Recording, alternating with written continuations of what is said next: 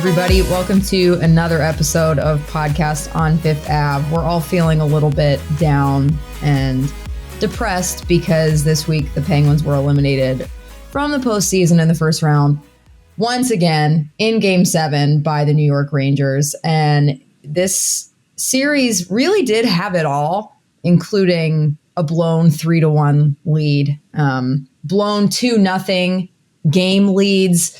There was just a lot that happened and a lot of twists and turns, and it ended up being a lot more exciting than it was more exciting than I was expecting it to be, but also that downward nosedive that the series took was just a little bit of a bummer. And here we are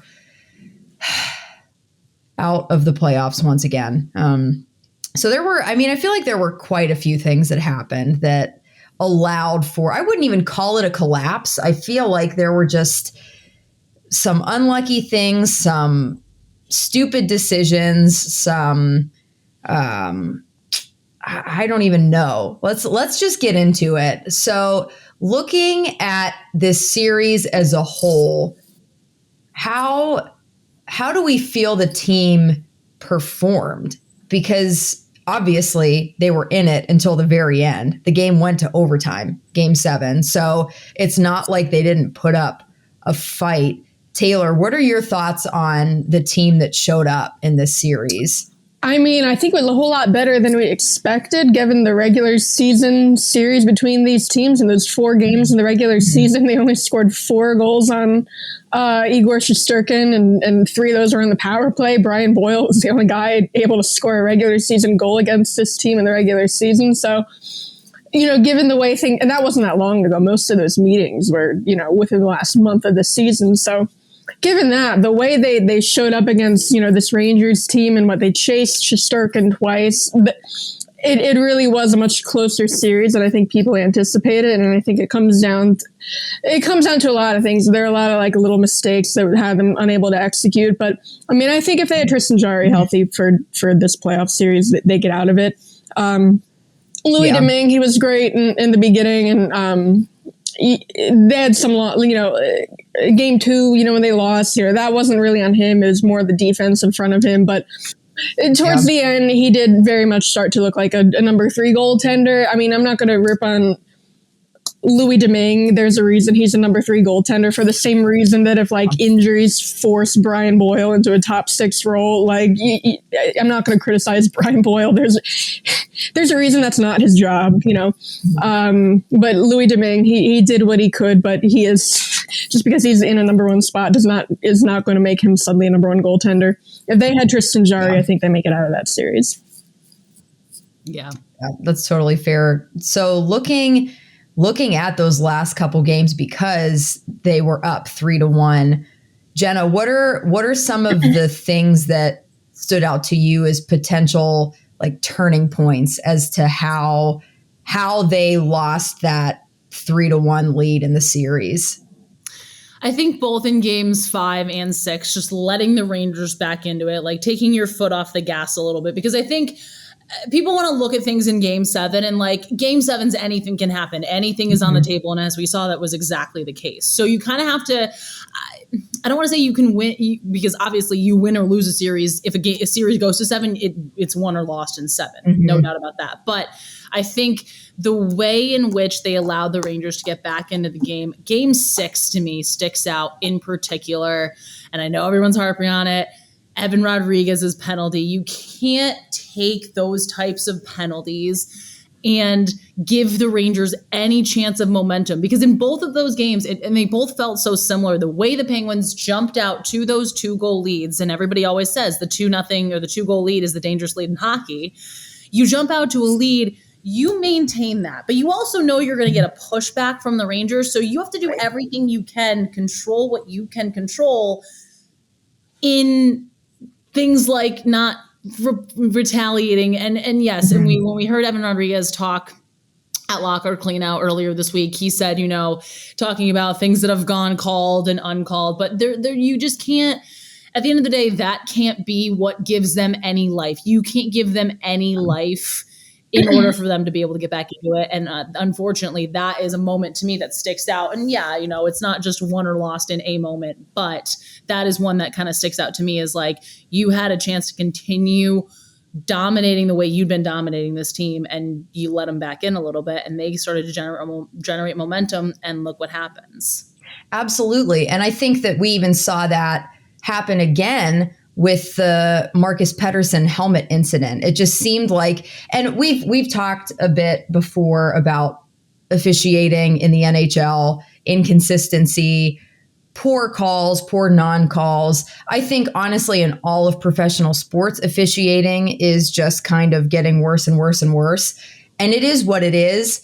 But it felt like in those pivotal moments with Evan Rodriguez and with Marcus Pettersson, they became more concerned and so caught up in kind of like getting the ref's attention and trying to draw like just like fighting for a penalty that obviously was not going to be called, than they were just being like, okay, we need to stick in this game. Like, we need to keep our heads down and just keep playing and keep going and not letting this rattle us.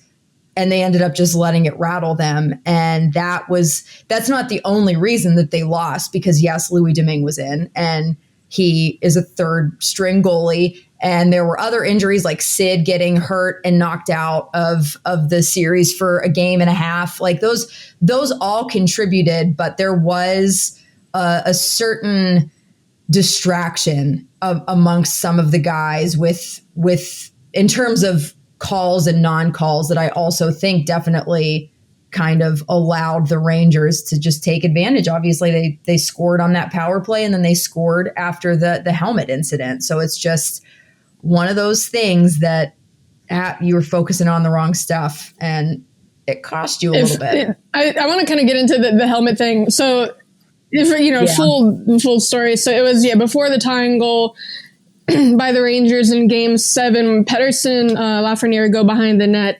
There's like a little battle. Lafreniere, first of all, Pettersson maybe should have gotten called for interference on Lafreniere like just before that when they were going behind the net. I don't know. I bet in a Game 7, I don't think they're going to call that. But anyway, so they get behind the net, and Lafreniere, he puts his arm around like Pettersson's neck and knocks his helmet off. And Pettersson, he throws his arms up at the refs like that, and then he skates off. But then, in the meantime, Marino's losing a puck battle in the corner. He turns it over.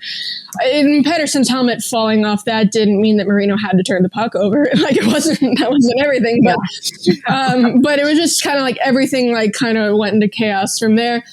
And afterward, I mean, I think Jari was asked, like, what did you say in that play? And he's like, I saw Pettersson's helmet get knocked off and he went to the net. Like, he kind of went to there. Sid brought it up unprompted. Sullivan was asked about it. He thought it was, like intentionally ripped off. And he said, the rule stinks. Now, and then he was asked, like, would you like to see Pettersson stay out there? And Sullivan's like, well, no, he has to go to the bench. But, like, he didn't have to go to the bench. You can't stay out there without the helmet, but you can put the helmet back on. It doesn't even have to be, strapped up. It just has to be on your head. And now people are like, oh, maybe it would have taken too long. Now, Pettersson does wear his chin strap very, very loose. Like, it hangs like a couple inches below his chin, like exceptionally loose. That's why I got yanked off, but it also would have been easy to put back on. Now, I did ask him clean out day, like, did you know you could have put it back on? And he said in the heat of the moment, it just didn't cross his mind. He was just thinking get to the bench. But like, the reason I was like, they really should have known better is because this cost them a goal last year in the playoffs. It was Marino. Pettersson was on the ice. It was Game 3 against the Islanders. Marino was in battle along the boards. I can't remember who it was that knocked it off, but it was someone in the corner just elbowed Marino's helmet right off. Very much looked intentional. Maybe that one should have been a penalty too. But Marino was like, whoop, and then like picked his helmet off and skated off the ice. And in the meantime, I mean, the Penguins are essentially shorthanded. And Cal Clutterbuck scores. Now, and after that, they talk about there being some confusion with the rule and them asking clarity for the league. So like the Penguins very much knew what the rule was. So that's why I was like, I don't know why they're talking about it like this after the game. It's like, well, he has to go off. Yeah. It's like, no, everyone knows he doesn't have to, or at least you should know he doesn't have to. I guess I understand Pettersson in the moment just being like, I need to get off the ice. But I mean, if he wouldn't have been throwing his arms up in the air, that he would have saved him a second or two towards putting the helmet back on. He could have stayed out there. But I mean, that's not the only reason they lost. But that was just like kind of an example of a mistake. Mm-hmm. And was that when Letang was coming back in? So they're all out of defensive structure in that sense anyway. So it's like, everyone, what's the phrase I'm looking for? It's like sort of a domino effect. Where it's like, okay, this happens and this. Yeah. Just like the ripple effect. We all kind of. The ripple effect where it's like, okay, that happened, then this happened, then Letang comes in, then Marina turns the puck over. Like it all just kind of happened all at once in that way. And again, that's moment. It's a game of momentum. And that was something that Mike Sullivan talked about too, just like, handling the momentum swings a little bit better. And I think that probably is a big point of emphasis for this series. Because I think if you look for one area of improvement, and it's so hard to do because then they also look at like, okay, well, what was causing it? Was it, a penalty? Was it something we did? Was it something that didn't work? Was it just something that was, natural in terms of the progression of the game? But that could have been, I think, a big factor of maybe what could have helped this team a little bit more in the series. Yeah, and they did so well with that early in the series. That's why they went up 3-1. And they were so good about waiting for the right moment to grab momentum and then just run with it. And if they lost momentum, they got it back somehow at some point in the game. And in the last few games, it didn't quite work that way for them. And I don't know what you could attribute that to, but it did change. And the Rangers they took advantage of that. And unfortunately now the Penguins have cleaned out their lockers and it's season over. And we have a lot of storylines to keep an eye on this offseason. Why don't we take a quick break? And when we come back, we'll talk a little bit about that.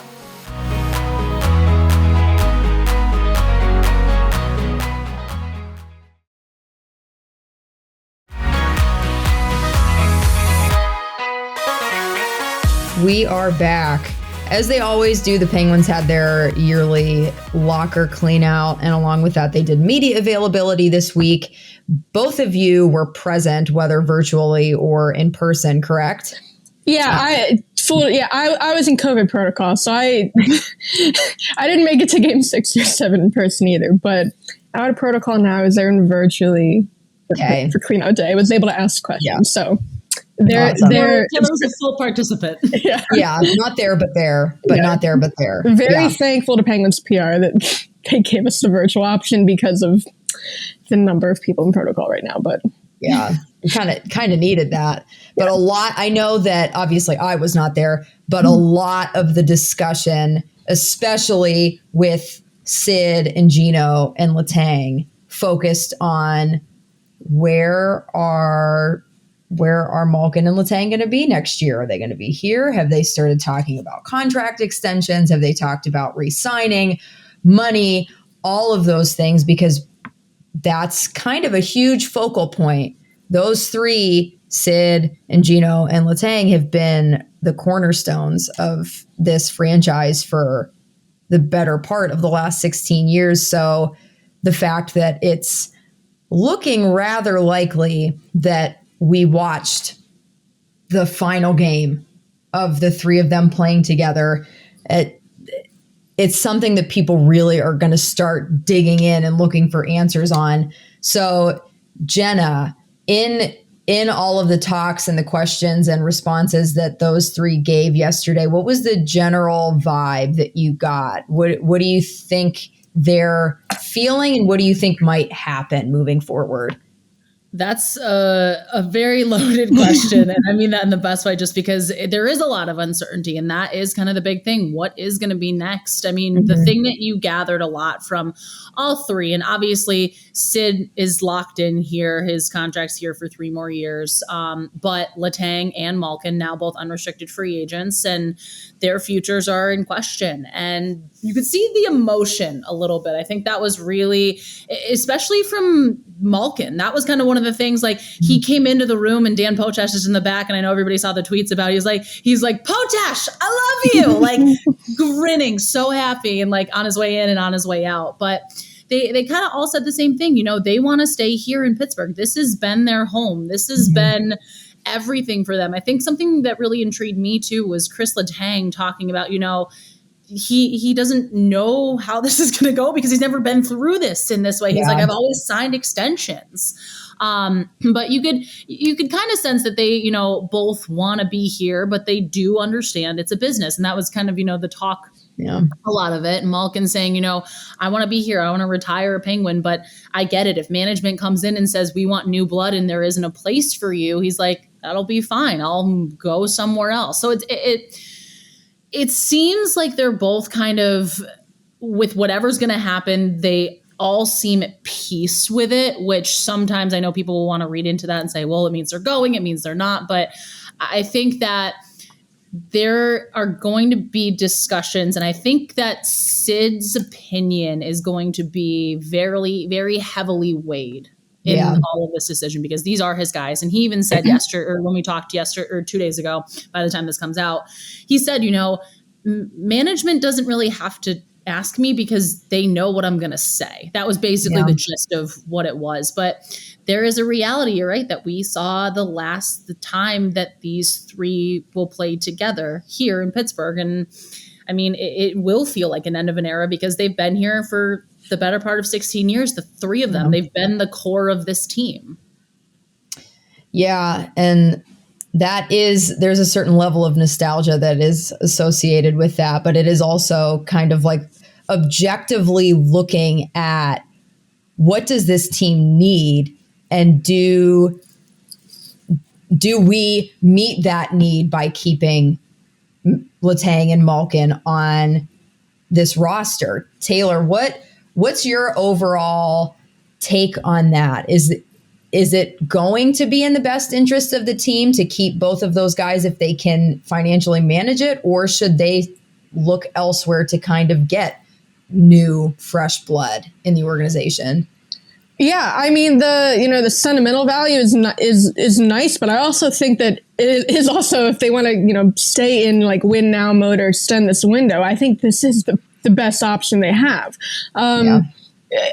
Replacing, if you're going to try to replace Malkin, find a second line center who can put up, can produce the way he does. If you're going to want to find a number one defenseman who can play the minutes Letang does and, contribute offensively the way he does, it's going to be more costly to do that and via free agency or via a trade. So I think that is in their best interest. Now, I also think, people want to say like start the rebuild now, ship them out for, clean house, get picks and prospect. Like, I don't think that, try to extend this window to get, younger players back.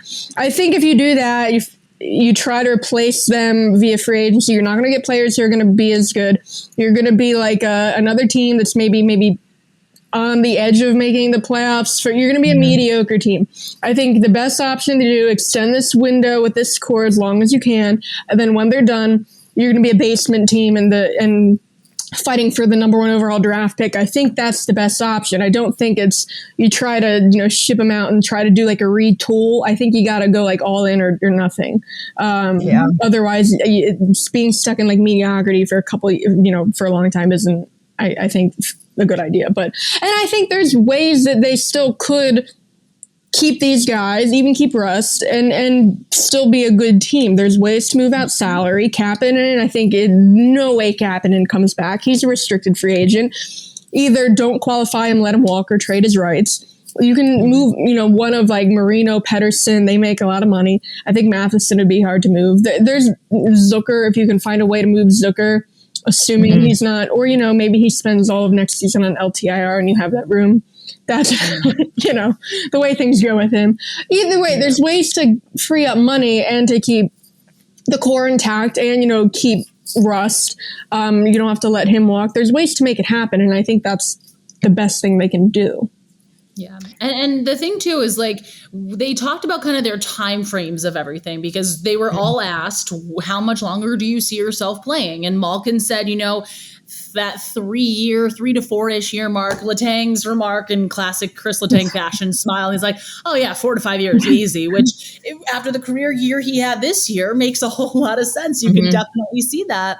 And then Sid was saying, 3 years and then we'll reevaluate. And it's important to know that his contract is up in 3 years. So if you can kind of get these guys and say, hey, look, we will keep the band together for 3 more years. It doesn't, I don't think that seems outrageous. I think the one question mark in there, honestly, is Malkin a little bit. And can he sustain the level he is? Because we know for a fact that both Sid and Letang showed this season they absolutely could. Yeah. And Malkin is the question mark, because when he was playing well, he was playing really well, fantastic. There were shades of Malkin from 10 years ago that came out this year, but there was also a lot of what's inconsistency. He was very inconsistent this season, and when he was making mistakes, they were costly ones. And looking even at the Penguins power play this series, it's not all on Malkin, but he made some very questionable decisions when they were on the power play. Specifically, I'm remembering the 5-on-3, the most recent 5-on-3, watching him and thinking, what are you doing? What? How? And just being beside myself because it was just so unproductive. And he is a question mark. And I do feel like, just based on what we know of him and Letang and their personalities, it does seem like Malkin might be the one who's more likely to take a hometown deal. More friendly, at least, and Kris Letang might be more inclined to look elsewhere to make as much money as possible. But that, it really does make you wonder, if Malkin can make more somewhere else, are we really going to try to give him top dollar to keep him around if we aren't sure what we're going to be getting out of him? And that's really what it comes down to. And one more, because Bryan Rust is also a huge question mark at this point. He's not old, but he's getting older and his production is still very high. But do the Penguins offer him the amount of money that he's probably going to be due for this next deal when he is getting older, and when we have a guy in Rickard Rakell now who fits really well with Sid and Guentzel on that top line? Is it worth it to keep Bryan Rust at the expense of potentially getting other talent in as well? Taylor, what do you think? Yeah, and Rust, he was asked on a cleanout day, kind of if, not in the exact words, but would he be willing to take a hometown discount? And he said, yeah. He said, and he's not looking to rob anyone. He just wants what's fair. So yeah, I don't think he's gonna price himself out of Pittsburgh. I know with him, people keep saying Detroit because he's from that area. Just the way people keep saying Montreal's, Letang's going to Montreal because he's from there and because his agent his former agent is now the GM.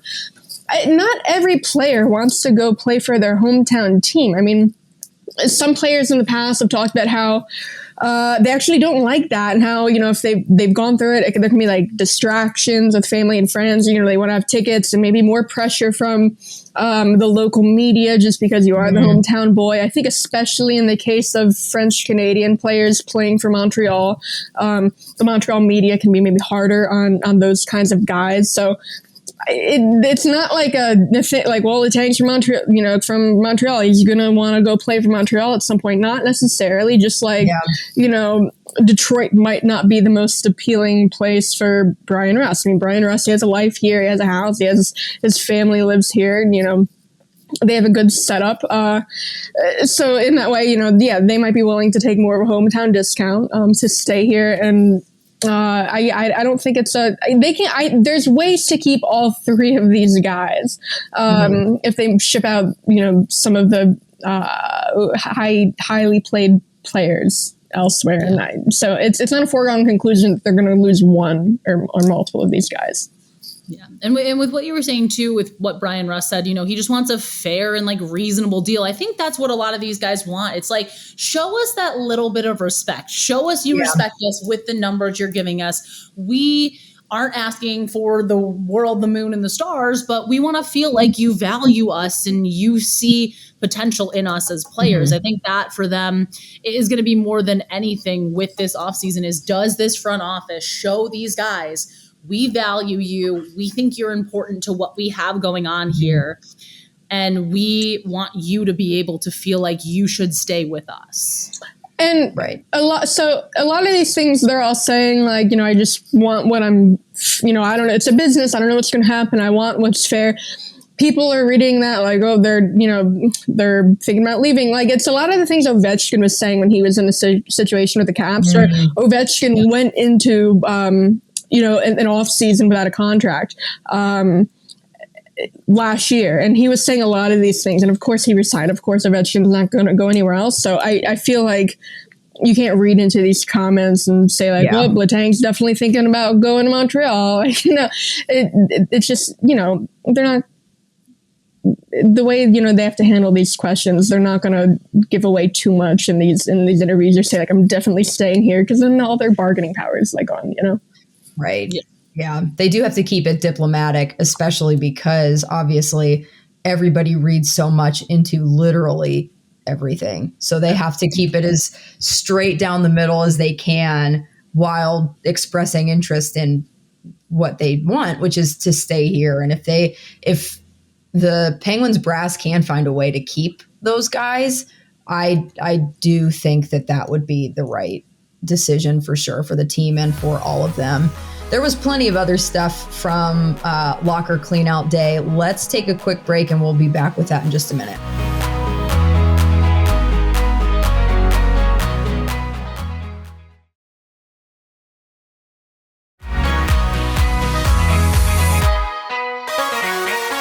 And we're back. In addition to all of the contract speculation and all that good stuff on locker cleanout day, we also got updated on all of the various different injuries and ailments that were bugging the players. As you know, NHL coaches and staff can be super vague with injury information. So until the very end of the season, we have no idea who had what. So now we know, and we can talk about it because we've been told what happened. Taylor, give us a brief rundown of all of the different things that these guys were dealing with throughout the postseason.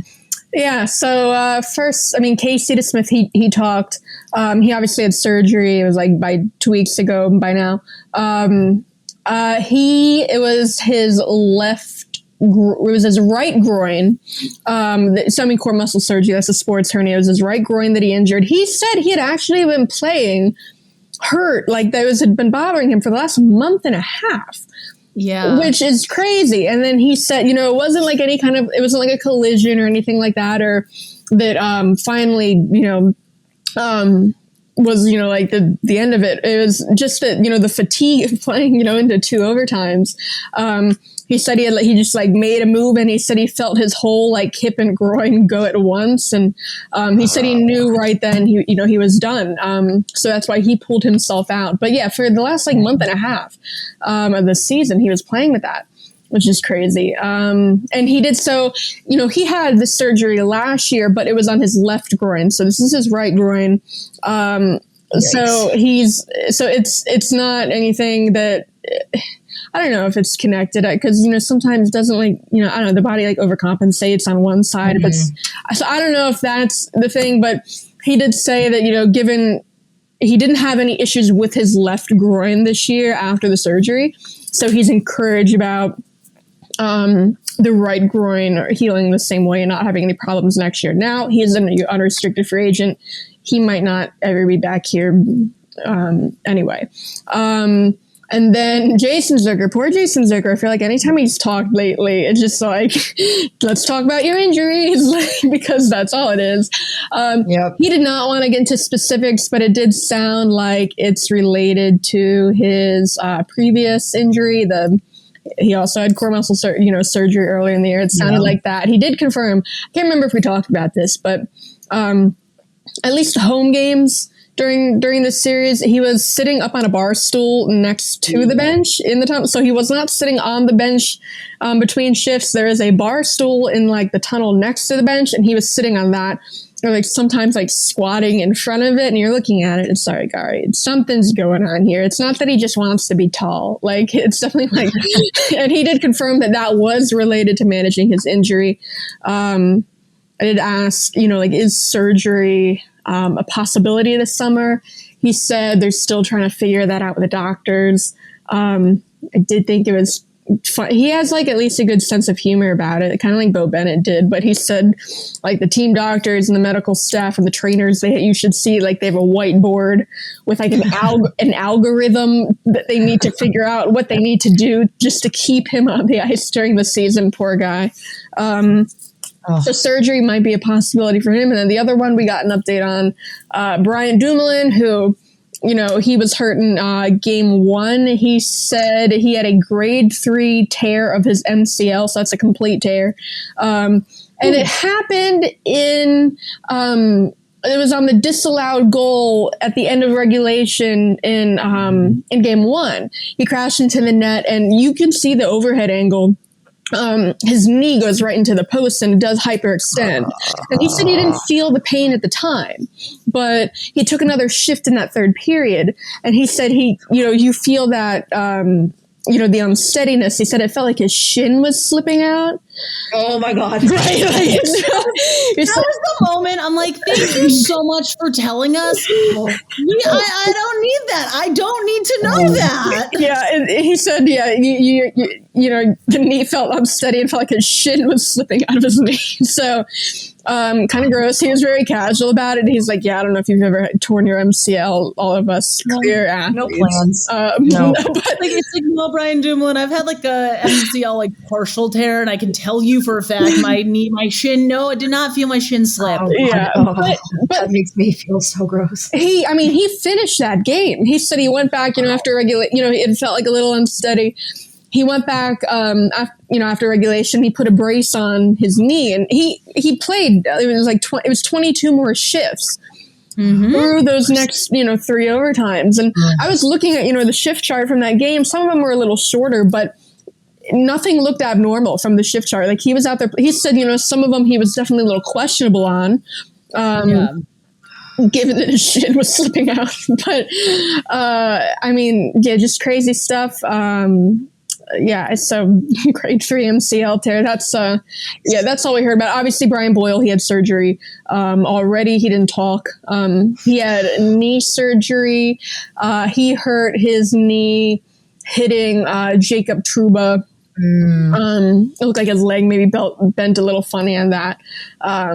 So he had surgery. That's all. Everyone's feeling bumps, bruises, stuff like that. But that's those were the injury takeaways from cleanout day. That makes me feel so. I'm gonna need a minute to recover from that description from Brian. There were Dumoulin. some good things, though. There were 2 really, really wholesome, awesome moments. So we'll make you feel a little better over there. One, Ricard Raquel was asked, because he's going to be a dad very soon, by friend of the pod, Danny. But he was asked, are you excited? Has it kind of hitting you yet? And he was really cute, really sentimental. He hasn't seen his wife since he was traded here, because obviously she's still back in California dealing with, because they're about a month away, he said. Okay. I believe. It wasn't feasible for her to follow him here. That I follow her on Instagram. She's been like doing all like the baby preparations, and she's been posting and they also have the 2 dogs and all too. That it was a whole lot to deal with, but she's been posting like Instagram stories, and they're doing like birthing classes, and like Ricardo Raquel just like FaceTimes in, and stuff like that, and I know I think she had posted like, when he got traded before he left, he made sure to like set up the car seat and like put in the car just in case. Because if the season would have gone on, if they would have been able to make a real run, like he didn't know, they didn't know if he would have been able to make it back in time. So I guess, one bright side that Ricardo Raquel is going to make it back in time for the birth of they're having a daughter. Oh, how wholesome is that? That is so sweet. Oh my goodness. Hopefully some dad strength. We love some good dad strength, as we've seen from all you guys. And Guentzel too over this offseason. August, Wow. Dang, and then so many dads. This was one of my favorite moments because we know that Jason Zucker and Brian Rust have a phenomenal friendship. There's no doubt. They love the playful chirps. They love goofing off, all of that. But Zucker was asked about, Brian Rust and, kind of everybody's asking about these guys' futures and things along those lines. And the 2 of them have grown up together in a way because they both played, was it juniors or developmental? The U.S. National Team Development Program, which is basically in place of, like, they play in the USHL, they play like junior hockey, but it's the National Team Development Program, but it is junior hockey. And they played there together. So seeing kind of, they've seen each other grow up and things like that. But, Zucker just kind of goes like deadpan, like full on, straight face, no smile, nothing. He's like, I told him his entire career, he has 0 skill, 0 talent. And like somehow he turned it around. Zucker's very funny. The wit is phenomenal, but you could just see like that friendship is definitely alive and well. So as I know there's definitely a lot of bittersweet feelings, but just seeing, those are the types of moments I think that people are like, all right, this is good. Things are, there's still something to smile about. Love that. Before we go, let's just kind of do like a quick touch up on all of the other happenings around the league, because I know obviously we have quite a few storylines. Yeah, go ahead. I have a complaint. The Masterton nominees got released, the finalists. And so it doesn't really matter. It's obviously going to be Kevin Hayes and Carey Price, top 2. Who's number 3 doesn't matter. So the Penguins nominee was Brian Boyle. All the writers, we vote between the nominees. The number 3 is Zdeno Chara, who persevered through being old. And I feel like, that's what it is. Like, this is the perseverance, dedication to hockey. Zdeno Chara persevered through being old. That's why he got the vote. That's dumb. Carey Price, Kevin Hayes obviously had they had a lot to deal with. Zdeno Chara persevered through being old. If we were going to pick a guy for being old, why would it not be the old guy who didn't even play last season? I feel like Brian Boyle had to persevere through a whole lot more than Zdeno Chara. Again, it doesn't matter. Chara's not going to be the winner, but I saw that and it's like, really? I don't know. Yep. That's my complaint. Brian Boyle was 3rd on my ballot. I had I don't remember. I had Hayes and Price number. I can't remember the order I had him in, but I had Brian Boyle. I thought Brian Boyle was the obvious number 3. Apparently not, just because Chara's a little bit older. He's had it rough getting the progression. Chara had like a goal this year too. Progressive time. Maybe. You can count it maybe on your hand. I don't think he had 5. I think he might have had like 3, maybe 4. Yeah, I don't know. I think Brian Boyle had the better season. And again, he did not play last year. I think that's a whole lot more to come back through. And he's been away from his family the whole year? I don't know. Crazy. And he didn't even finish number 3. He better be number 4. I need those numbers. Oh my God. Yeah. Yes, Jordan, the happenings around the league. Yeah, because we saw Toronto do it again, like they always do, collapsed in the first round. We have been a little bit critical of the Penguins as a whole in Western Pennsylvania. We've been critical. of them getting knocked out the last 4 years in the first round. But I think that how long has it been? Like 18 years. 18 years. Yep. 18 years since Toronto has moved past the first round. So maybe Penguins fans should chill just a little bit, because it could be like a lot worse, like so much worse. Well, and isn't it like the last 5? It's been they winner take all games. So, game 7 or, what was a best of 5 in the bubble. They've made it like, to that last game, and they just haven't been able to close it out. So it's just like the heartbreak is so much stronger, just the way Toronto has been. Because they're so close. And they're a good team. They're a great team. So that's why, it could. Amazing. I mean, and, obviously their core is still young, but if they could keep doing this for, many more years, but just, they haven't been able to close out, even get out of the first round. It really puts things into perspective for the Penguins that they have been able to, do as much of the core as they have. It's disappointing for sure. What else is disappointing is Jake Ottinger's, right? Ottinger? Yeah. Yeah. His performance in that first round was like next level insane. And to not move past the first round the way that he played is just like, the number, the stats from that game from Calgary were like, I was looking at my phone after we had wrapped everything up, after the Penguins game, because both game 7s were on the same night, and they seemed fake. The Flames had 129 shot attempts. That's outrageous. That is sure, shot blocks, saves, all that type of stuff. They're putting the puck near the net in some fashion. Yep. 120, they're getting shots off 129 times. And this guy, how many? I think he had like 60 something saves. It was like 63, something like that. Unreal. Oh my God. And then the Flames have been like my dark horse pick for the Cup. So I am intrigued, and I didn't hate seeing them move on. But oh my God, the way that game ended, just unreal. Yeah. I don't even know who my pick is now. I'd say it'll be Colorado, right? Jack Johnson's going to be Stanley Cup champion. And the Penguins are paying him $1.9 million for next year. How about that? We were talking about all that contract stuff. How much would $1.9 million help the Penguins next year? Because that's how much Jack Johnson's buyout counts next year. That's Brian Russ raise, Oh my God! Not to keep being a dead horse. I feel like I brought that up so many times. Like the cap goes up $1 million next year. Jack Johnson's buyout goes up $750,000. So that's where that money's going. It goes $1.9 million total next year. Again, that's Brian Russ raise right there. But Jack Johnson, he gets it all. He's getting paid by the Penguins, and he's going to win the Stanley Cup with Colorado. Good for him.